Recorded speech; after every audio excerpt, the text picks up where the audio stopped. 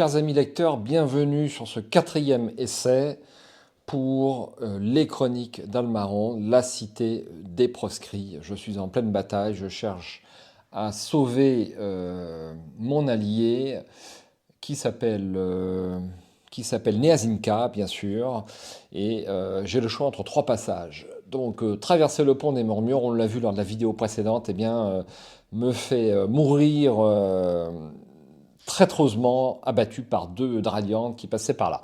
Donc on va choisir une autre voie pour ce 4e essai que je reprends immédiatement à ce passage. Donc je vais opter pour le sud-est, les battleurs, parce que les tanneurs, de mémoire, les tanneurs, est-ce que c'est bon, est-ce que c'est pas bon les tanneurs? Bûcheron et charbonnier, c'était. Les tanneurs, c'est peut-être bon, je sais pas en fait. Ouais, je vais choisir les battleurs, ça va être au 98. Espérons que ce soit le bon 98.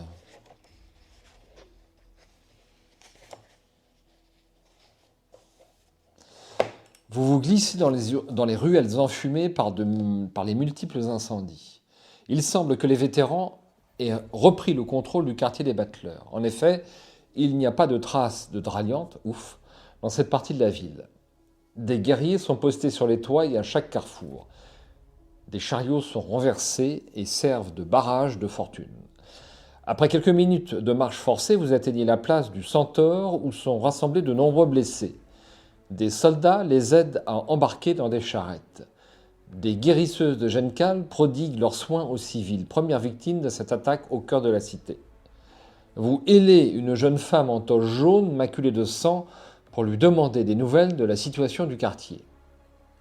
La place du Centaure est sûre, affirme-t-elle. Les vétérans ont repoussé ces abominations. À présent, un convoi s'en va vers le temple de Genkal pour amener les blessés. Vous réfléchissez un instant. Vous pourriez profiter de cette escorte inespérée. Si vous grimpez dans le chariot avec les blessés, rendez-vous au 354. Si vous préférez partir sans plus attendre, rendez-vous au 353.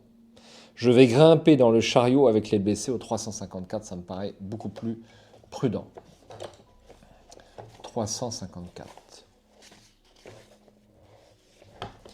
Vous hissez Neazinka dans le chariot. Il est plein à craquer de vieillards et d'enfants blessés par les créatures de la fosse. Le fouet claque et le convoi s'ébranle. Vous sentez la fatigue et la lassitude vous étreindre. Vous dodelinez de la tête pendant le trajet, luttant pour ne pas vous endormir. Après quelques minutes à peine, vous distinguez les tourelles effilées du temple de Genkal qui se dressent à l'horizon. Dès votre arrivée, de jeunes adeptes en toge jaune vous aident à transporter Neazinka jusqu'à une chambre isolée. Dans le hall principal, des centaines de paillasses sont disposées pour accueillir les blessés. Avec soulagement, vous vous étendez et sombrez immédiatement dans un sommeil agité. Moins d'1 heure plus tard, vous êtes réveillé par un brouhaha suivi de cris.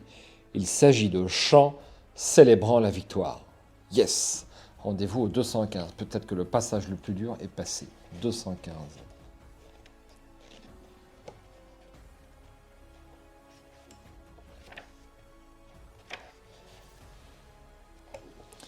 Le temple de Genkal résonne des chants repris en chœur par les sentinelles et les civils étendus dans la grande salle.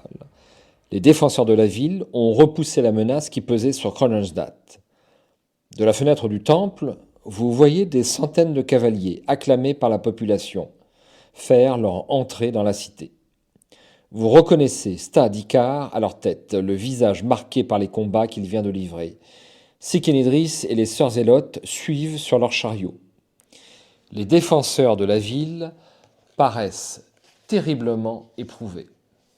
À l'ouest, un tocsin retentit. Il signale que les quartiers des charbonniers ont été débarrassés des Draliantes. La victoire est totale.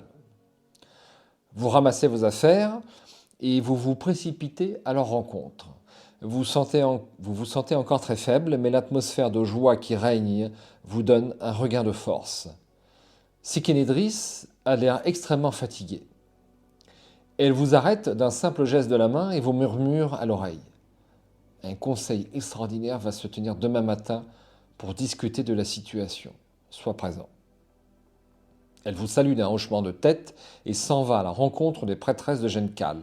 Quant à vous, vous regagnez vos appartements dans le parlementarium et, sans prendre la peine de vous déshabiller, vous vous écroulez sur le somptueux lit à baldaquin et sombrez dans un sommeil sans rêve. Lorsque vous ouvrez les yeux, le jour est sur le point de se lever. Il est à présent temps de vous présenter au Conseil des Guildes. Rendez-vous au 72. J'espère qu'ils vont m'acclamer et me dresser une statue.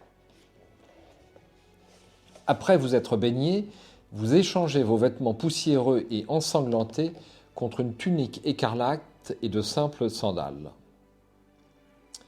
Heureux d'avoir retrouvé votre prestance, vous vous dirigez vers la chambre du conseil. Des cris de joie résonnent dans les rues. La ville entière déborde de liesse et la fête bat son plein. Il est temps d'informer votre ami Cagliostole des hautes charges qui l'attendent. À vrai dire, vous n'avez pas songé un seul instant qu'il puisse les refuser. Vous le trouvez déjà prêt, en habit d'apparat.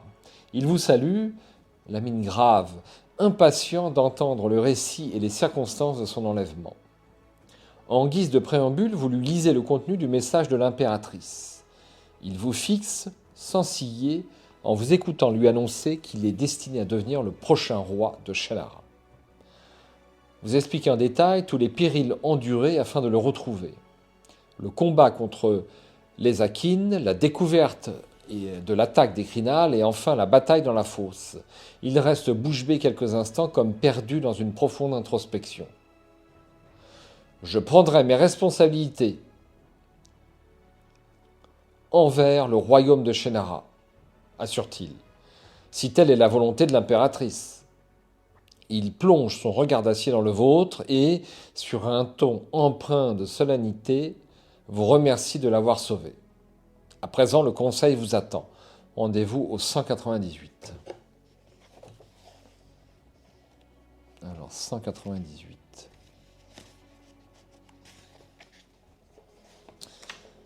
Vous pénétrez dans la salle du conseil. 6 maîtres de guilde sont déjà installés autour de la grande table ovale. Nekeldir, le prêtre d'Almaron, est le premier à prendre la parole. Ce matin, un jour nouveau s'est levé sur Kronstadt, un jour où le soleil a fêté notre victoire. La guerre pour le pouvoir que livrent les princes a eu des répercussions jusque dans ce havre de tolérance. Il fait une pause pour fixer l'assemblée, puis reprend de plus belle. Notre hôte, dit-il en vous désignant, nous avait avertis du danger qui rôdait à nos portes. Grâce à sa détermination, nous avons pu déjouer l'attaque qui menaçait nos fiers remparts. Il s'arrête, puis, avec un sourire forcé qui lui déforme le visage, ajoute d'une voix vacillante. Nous devons également remercier Sikénédris et les sœurs zélotes de Sinistrose, sans qui nous n'aurions sans doute pas pu repousser les attaques des envahisseurs. Nekeldir, qui était farouchement opposé aux sœurs zélotes, les couvre à présent de louanges. La matriarche Sikénédris, assise en regard, répond par un hochement de tête, consciente de l'ironie de la situation. Vous balayez l'assemblée du regard et observez les fiers maîtres des guildes. Stadikar est habillé d'une simple tunique blanche. Ses bras sont contusionnés et son visage est marqué par la fatigue. Ridmal, œil d'ambre et Gigev sont assis côte à côte, vêtus de leur accoutrement habituel. Une robe de bure pour Ridmal, une chemise de soie sur un pantalon en cuir pour Gigev. Moïden, le sage, somnole sur sa chaise. Les affaires du royaume n'ont pas l'air de beaucoup l'intéresser. Vous avez appris que le sage était tellement concentré sur ses livres dans le sous-sol de l'académie qu'il ne s'est même pas rendu compte de l'attaque contre Kronstadt. Jusqu'à son arrivée dans les quartiers détruits de la ville, il croyait une mauvaise blague faite à ses dépens. Enfin, le vétéran Valdifer, la mine sombre, arbore une ample tunique aux couleurs de sa guilde. Norigul, de la guilde des bûcherons et des charbonniers, a été accusé de trahison et croupi dans les geôles de la tour des sentinelles. Ovlon, quant à elle, est en fuite. Leurs remplaçants n'ont pas encore été désignés. Votre ami Cagliostole, malgré sa faiblesse, adopte une attitude empreinte de dignité. conscient que c'est ici même que vous allez annoncer votre couronnement, son couronnement, pardon, petit lapsus. Vous profitez d'un moment de silence pour vous lever, l'air grave. Vous profitez d'un moment de silence pour vous lever. L'air grave, vous présentez à l'Assemblée le nouveau roi de Shennara. En vertu de la volonté de Minarcas, impératrice des 5 contrées, Cagliostole, premier fils de Mernebald, prend officiellement les rênes du royaume à partir d'aujourd'hui. C'est à lui qu'incombera d'organiser la résistance contre les princes et de mener l'armée libre de Shennara à la victoire. La ville de Kronstadt, bien que possédant un statut particulier dans le royaume, est invitée à suivre son nouveau suzerain. Des murmures envahissent l'assemblée. Vous soutenez du regard des notables et leur rappelez à tous, voilant à peine votre menace, qu'il est préférable de se trouver du côté des vainqueurs. La débâcle de l'armée des princes au Bourbier et au port de Kronstadt, déclarez-vous, nous donne l'avantage. Il nous faut donc profiter de ce répit pour préparer notre riposte. Bien que la nouvelle n'ait pas l'air de les enthousiasmer, aucune des personnes présentes n'ose émettre d'objection. Cagliostole, le visage enflammé par votre discours, prend également la parole. Il n'est pas versé dans l'art de la rhétorique, mais il réussit toutefois à, on va le savoir, à haranguer le comité qui se tient quoi devant lui. Il garantit à Kronstadt la pérennisation de son statut de ville libre et la reconnaissance de la guildocratie comme forme de gouvernement. Il jure solennellement de retrouver les canis rosa éparpillés dans le royaume et de redonner la gloire des temps anciens à l'ordre des chevaliers de la rose grise. Peu à peu, chaque maître de guilde vient saluer le nouveau roi. Sikénédris, assise à l'autre bout de la table, vous adresse un sourire malicieux. Tout comme vous, elle savoure sa victoire. Rendez-vous au 188.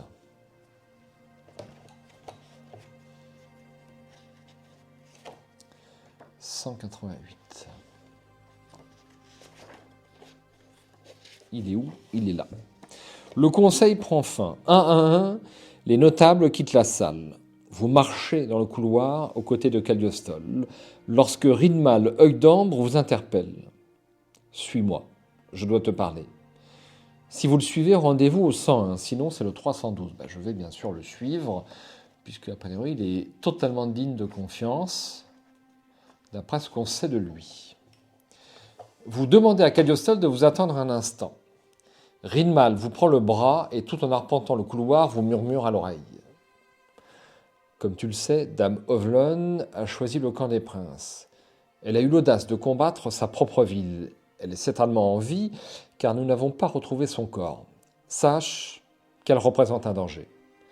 Les livres de magie noire découverts dans les guildes marchandes ne laissent planer aucun doute quant à ses convictions. Je suis allé interroger Norigul dans sa cellule ce matin. C'était son principal complice au sein des remparts. Il tenait des propos incohérents et semblait comme possédé. Je crains qu'il ne soit la victime d'un maléfice d'Ovlon. Si je t'en parle, c'est qu'il n'arrête pas de répéter ton nom. Si vous désirez rencontrer Norigul dans sa cellule pour voir de quoi il retourne, rendez-vous au 119. Sinon, vous rejoignez Cagliostole et je me rends au 312. Est-ce que c'est un piège? Voilà la question. Je pense que c'est un piège et que je risque de me retrouver en fâcheuse posture. Je vais plutôt rejoindre Cagliostole. J'espère que je n'aurai pas à m'en mordre les doigts au 312. 312. Tandis que vous arpentez avec Cagliostole de somptueux couloirs, une jeune sœur zélote vient à votre rencontre. La matriarche Sikénédris vous attend dans ses appartements. Elle vous salue puis s'éclipse rapidement. Vous tournez les talons et marchez de concert jusqu'à l'aile ouest, dans les quartiers de la sororité. Rendez-vous au 169.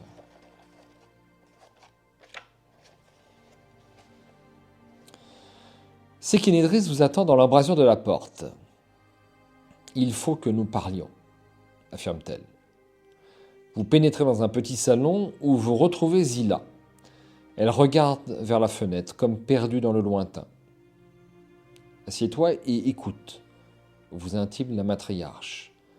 La grande propagatrice des arcanes désire s'entretenir avec toi. Rendez-vous au 276.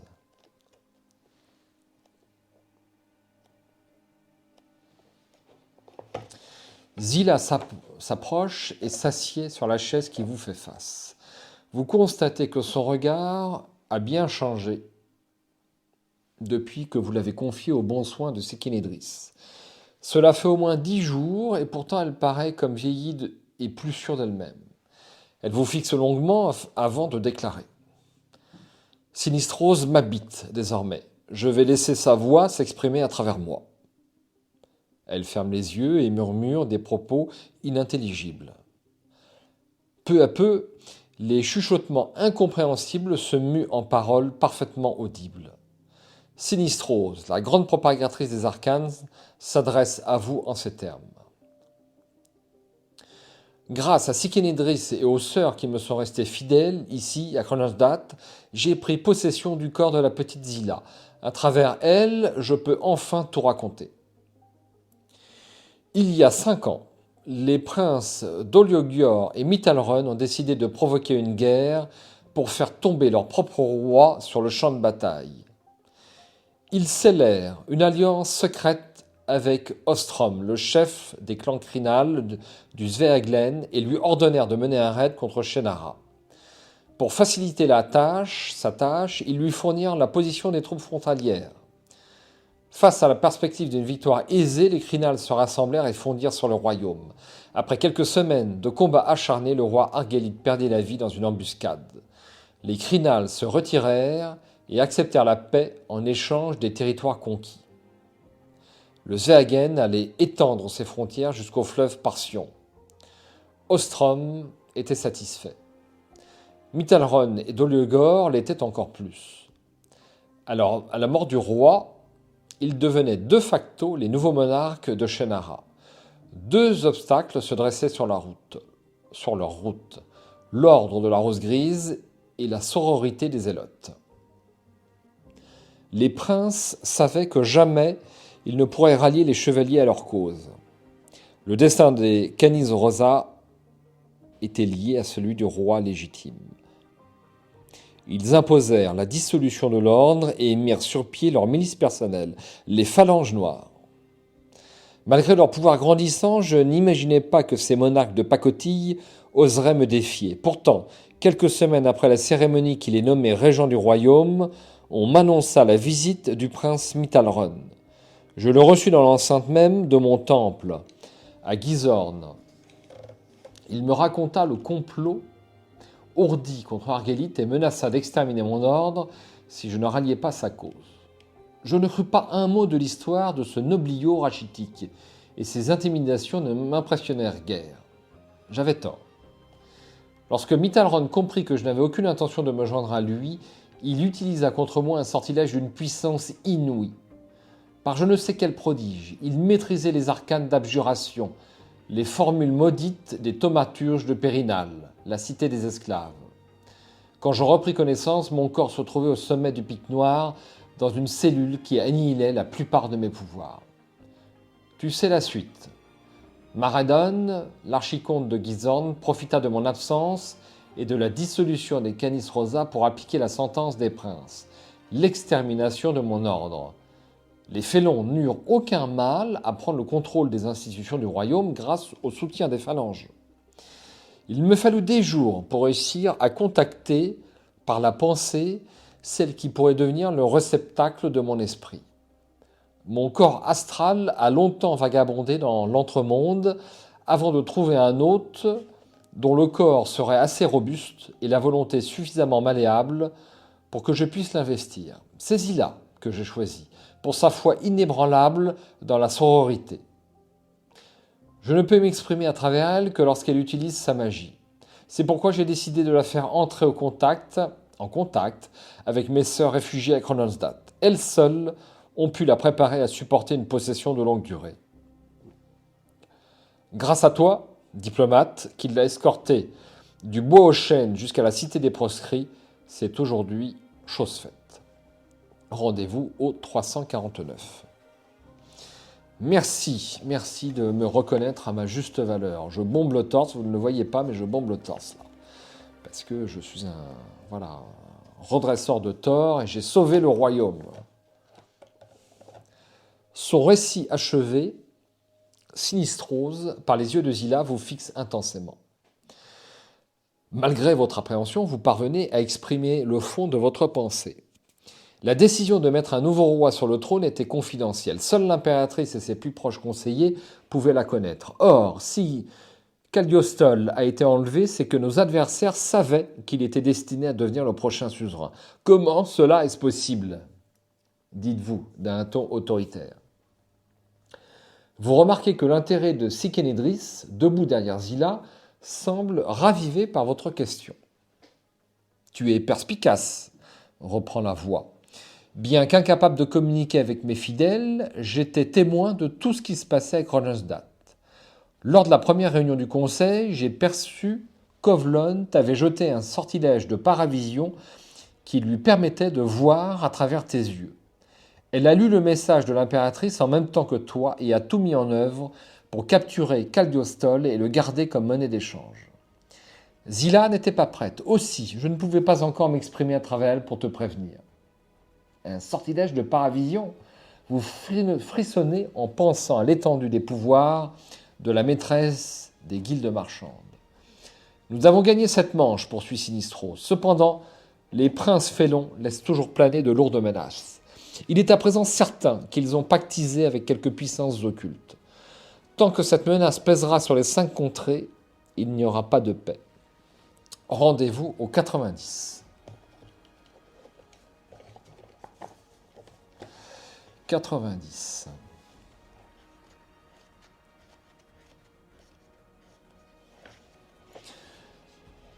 Vous prenez congé de la matriarche et de Zila. Une fois dans le corridor, Cagliostole vient se planter devant une haute fenêtre et se perd dans la contemplation des quartiers de Kronstadt.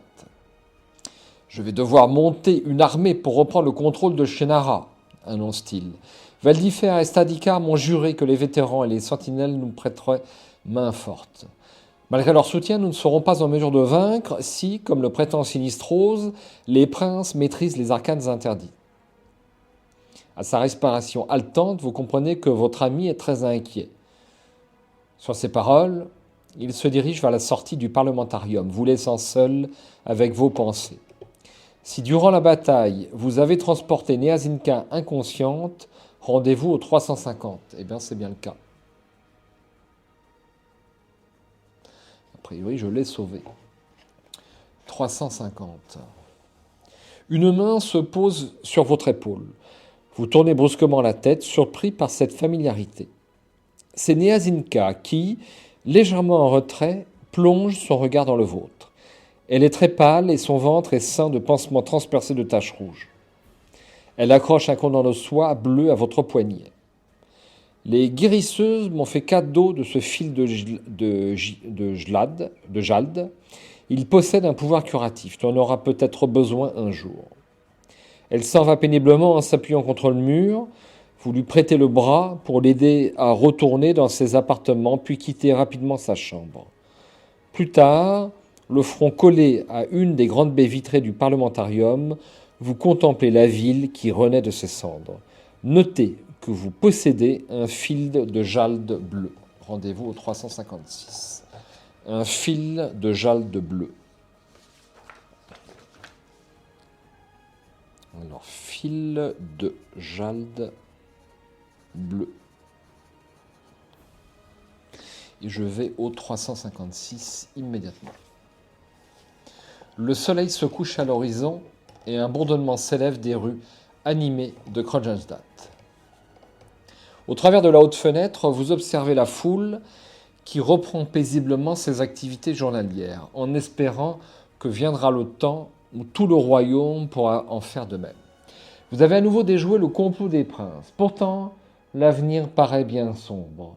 La puissance occulte aux mains de vos ennemis pourrait faire vaciller d'un moment à l'autre le maigre avantage que vous avez pris et déjà de nombreuses questions vous assaillent. Où se cache Ovlon, celle qui a trahi Kronenstadt? Comment Mithalrun a-t-il acquis des pouvoirs lui permettant de défier Sinistrose, la grande propagatrice des arcanes? Et, enfin, comment en terminer une fois pour toutes avec le conflit qui ravage Shannara? Ces interrogations n'ont pas fini de vous hanter. Peut-être trouverez-vous les réponses dans le 3e volume des Chroniques d'Amalron, intitulé Le Sire aux tristes couleurs. Conservez vos dés d'action de réserve pour cette nouvelle action. Vos points d'arcane retrouveront leur valeur initiale de 5. Et ben voilà cette aventure terminée en seulement 3 essais. Alors, presque 4 parce que j'ai eu un petit mouvement d'hésitation lors de mon entrevue avec Ovlon, mais il était bien évident qu'il ne fallait pas lui serrer la main ou faire quoi que ce soit. On est bien d'accord. Mais voilà, on va dire que c'est 3 essais et demi peut-être pour 4 essais et demi pour cette partie, ma foi, tout aussi intéressante, mais que j'ai trouvé assez facile quand même.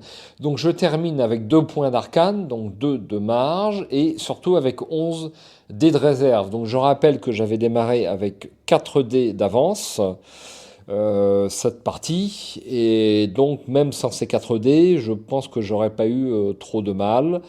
Alors il est vrai que si vous n'avez pas l'armure de cuir qui vous donne un dé en combat, tout de suite c'est plus compliqué, hein, forcément. Hein, mais je trouve qu'il y a quand même une différence notable de difficulté entre le premier et le 2e volume, peut-être à dessein, parce que le premier était quand même très difficile, et peut-être que dans l'intervalle, il en a tenu compte dans l'écriture du 2e, notre auteur. Mais ça reste une excellente aventure, et puis je dirais que 4-5 essais pour un bouquin de cette taille, bon, on n'est pas non plus dans l'abus, hein, peut-être monter à 6 ou 7, c'est plus agréable, mais voilà, mais très très bon, et je suis impatient de continuer avec le volume suivant. Je vais aller vous le chercher.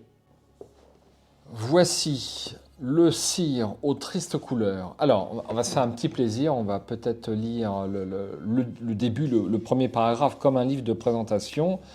Donc là, bon, bah, ça bouge pas. Rappel des règles. Le lexique, comme d'habitude. Alors, on a tous les personnages. Si vous avez un doute, eh bien c'est super. Ce que j'aime, c'est que l'univers est complet, il est créé de toutes pièces, il est très cohérent, il est à la mesure d'un écrivain, ce qui est assez rare. Le résumé des épisodes précédents, donc on en sort. Alors il y a un prologue. Est-ce que je vais vous lire le prologue?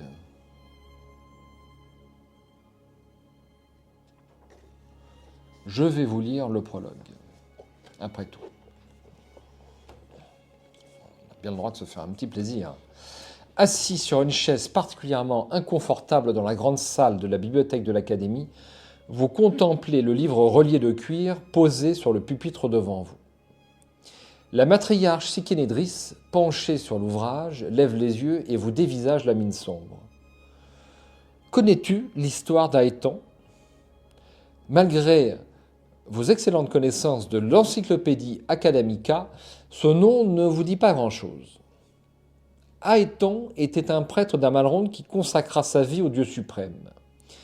L'ecclésiarchie l'appréciait pour sa foi inébranlable et son investissement dans le culte. Insatisfait de la discipline au sein de sa religion, il créa le premier ordre de flagellants. Ces fanatiques se voulaient les héros d'une vision rigide et étroite des préceptes d'Amalron, se prenaient pour un modèle de pureté et d'orthodoxie. Dans les coins les plus reculés des campagnes, loin de la tolérance des villes, les flagellants s'adonnaient au meurtre et à la torture de ceux qui osaient se détourner du chemin de leur Dieu, obligeant rapidement les autorités religieuses à prendre des mesures et à dissoudre le groupuscule. L'ecclésiarchie jugea Aéton pour ses faits et les flagellants furent envoyés dans les geôles du Dôme. Aéton, en raison des services rendus autrefois au culte, échappa à l'enfermement. Il fut rétrogradé au rang de simple initié, préposé à la bibliothèque et subit l'interdiction de quitter la ville. Le cœur empli de haine, il accepta ce châtiment, sans toutefois en comprendre le sens. Ceux qui connurent Aéton à cette époque décrivirent un homme dont la raison fragile bascula en l'espace de quelques semaines. Un jour, alors qu'il classait une pile de livres prohibés dans le Mundaneum de Talisandre, il eut une vision. Andarat, le dieu interdit, frère exilé d'Amalronde, s'adressait à lui. Extrêmement troublé par cette rencontre, il se rendit tous les soirs au Mundaneum pour communiquer avec le spectre de la divinité déchue. L'étrange apparition critiquait l'ecclésiarchie, qui avait mal compris le message divin. Andarat avait connu personnellement Amalron du temps de son vivant et prétendait connaître ses réels desseins. Selon lui, l'ecclésiarchie avait honteusement tronqué la parole de leur Dieu afin que les prêtres puissent vivre dans l'abondance et la luxure sans le moindre remords. Il déclarait avec l'aide du jeune Aéton qu'il restaurerait la foi véridique, celle qu'Amalron aurait voulu voir appliquée. Le spectre d'Andarat, à moins qu'il ne s'agisse de l'imagination d'Aéton, guida le jeune prêtre dans la compulsion d'ouvrages interdits. Les traités de sciences occultes, comme la nécromancie et la démonologie, devinrent les lectures du jeune prêtre durant son séjour au Mundaneum. Peu à peu, Andarat lui insuffla les connaissances de l'inframonde, et Aéton les consigna dans le livre qui se trouve ici même, devant tes yeux. Vous regardez craintivement l'épais volume posé devant vous, en pensant à tous ces maléfices contenus dans ces pages. Au fil des jours, Aéton mit de plus en plus de conviction dans le rôle d'élu que lui dictaient ses visions. Il décida d'éradiquer la corruption qui gangrénait l'ecclésiarchie en s'attaquant aux grands ecclésiarques en personne. Chaque année, celui-ci se rendait dans les géoles du dôme pour absoudre les péchés des criminels qui y croupissaient. Lors de ces visites purement protocolaires, l'éminence ne rencontrait en réalité aucun détenu. Il se goinfrait de méfaits avec les inquisiteurs à la tête de la prison pendant que de jeunes prêtres écoutaient les lamentations des prisonniers. Aéton profita alors de cette occasion pour demander l'autorisation d'accompagner la délégation. Sa réputation de dévot joua en sa faveur et on lui permit de procéder à la confession de prisonniers, ce dont il s'acquitta avec un grand dévouement. À chaque détenu qui avait appartenu à l'ordre des flagellants, il leur rappela le serment qui les liait et leur donna un message contenant des instructions pour s'évader. À la nuit tombée, il mit le feu aux cuisines du dôme, puis ses anciens compagnons, en suivant ses instructions, profitèrent de la cohue pour investir la place forte. Après ce coup d'éclat, Aéton et les flagellants capturèrent le grand ecclésiarque et s'enfermèrent dans la chapelle de la prison. Sékénidris fait une pause et vous avez l'impression que son visage s'assombrit encore un peu plus. Dans le lieu saint, les flagellants, selon les instructions d'Aéton, formèrent un cercle autour de lui. Chacun d'entre eux s'entailla profondément la main et bientôt leur sang ruissela dans la salle.